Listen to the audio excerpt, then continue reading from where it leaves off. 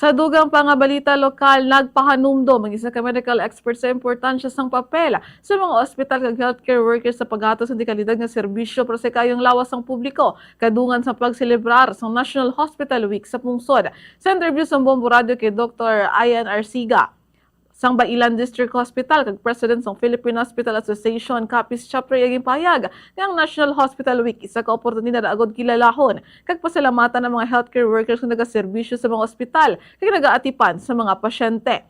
Suno kay Arsiga, hindi lamang mga doktor kag nurse ang importante sa operasyon sa isa ka ospital, kundi lakip man ang pila ka mga medical technologist, pharmacist, radiologic technologist ug iban pa nga mga healthcare professionals nga nagatrabaho bilang isa ka team.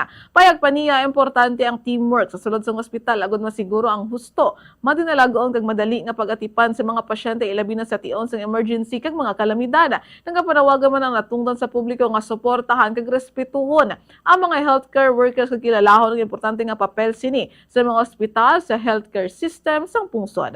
Yari pamatyan ang payag ni Dr. Ian Arsiga sa Bailan District Hospital kag President sa Philippine Hospital Association Capiz Chapter.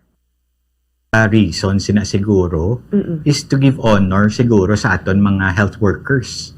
Hindi lang yan sa mga doktor, sa mga nurses. Yes. Halinin na sa dalom, maski sa janitor naton, pasaka, sa mga aton health practitioners nga naghahatag serbisyo sa aton mga kliyente.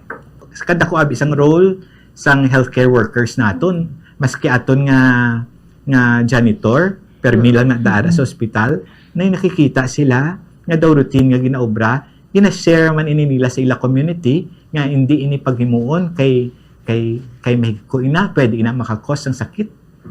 Then hindi lang tungod kay ara ikaw kay janitor ikaw sa ospital, wala ikaw ya right nga mag-promote sang health.